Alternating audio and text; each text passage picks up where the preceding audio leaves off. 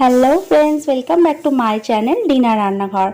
আজকে আমি তোমাদের জন্য নিয়ে এসেছি মসুরির ডালের একটা নতুন রেসিপি। চলো রেসিপিটা দেখে নিই।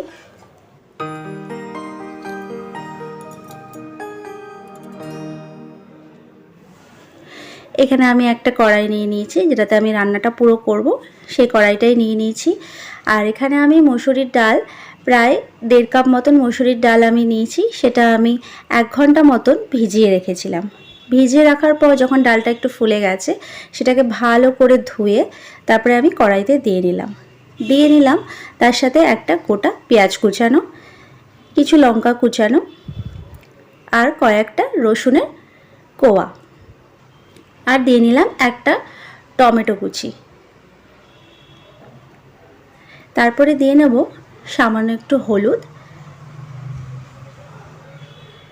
আর দিয়ে নেব স্বাদ অনুযায়ী লবণ। মসুরির ডাল তো সবসময় একই রকমভাবে খাওয়া হয়, আমি একটু নিত্য নতুন করার চেষ্টা করলাম, তো এইভাবে রান্না করেছিলাম, খুব ভালো লেগেছে। তোমরাও রান্না করে খেও, আশা করি তোমাদেরও খুব ভালো লাগবে। এখানে আমি দিয়ে নিলাম সামান্য একটু রিফাইন তেল। তোমরা চাইলে সর্ষের তেলও দিতে পারো, তবে রিফাইন তেল দিয়ে রান্নাটা করলে বেশি ভালো হয়।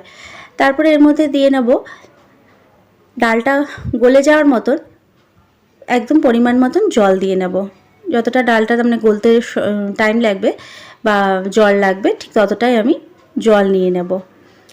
এর চেয়ে বেশি কিন্তু এখানে আমি জল দিচ্ছি না। তো তোমরা যারা আমার রান্নাটা নতুন দেখছো, তারা অবশ্যই আমার চ্যানেলটাকে সাবস্ক্রাইব করো, পাশের বেল আইকনটা প্রেস করে আমার সাথে থেকো। পাশের বেল আইকনটা প্রেস করলে আমি যখন রান্না আপলোড করব, তখন নোটিফিকেশনগুলো তোমাদের কাছে সবার আগে পৌঁছে যাবে। আর যারা এই মুহূর্তে সাবস্ক্রাইব করে দেখছো, তাদেরকে অসংখ্য ধন্যবাদ জানাই। আর রান্নাটা যেরকম ভালো লাগলে তোমরা যেরকম লাইক কমেন্টস করো, তো অবশ্যই লাইক কমেন্টস করে আমাকে জানিও কেমন লেগেছে।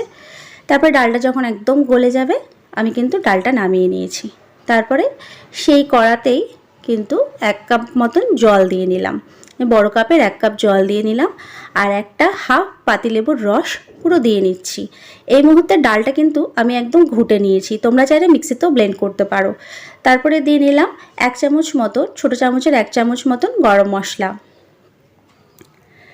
তারপরে দিয়ে নেব সামান্য একটু জিরে গুঁড়ো, মানে ছোটো চামচের 1 চামচ করে সব এর মধ্যে দিয়ে নিচ্ছি। জিরে গুঁড়োটা দিয়ে নিলাম, তারপরে ভালো করে একটু নাড়িয়ে নেব। জিরে গুঁড়ো আর সামান্য একটু ধনে গুঁড়ো দিয়ে জলটা ফুটে যাওয়া পর্যন্ত আমরা ওয়েট করব। জলটা যখন ফুটে যাবে, তারপরে সেই ডালটা কিন্তু আমি এর মধ্যে ঢেলে দেবো।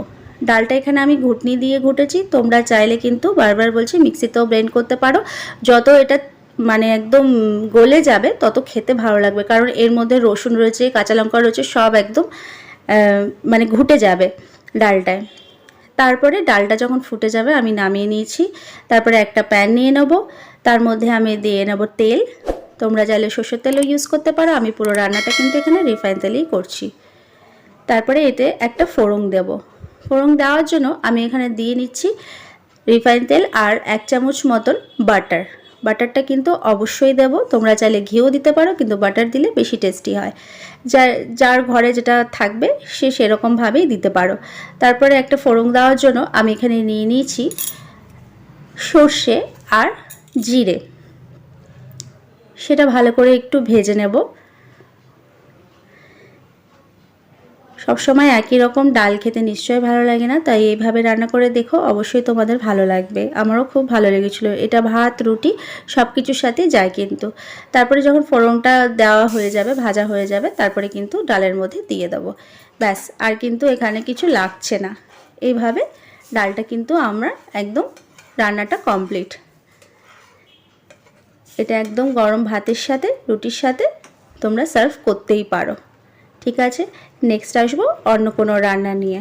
Thanks for watching.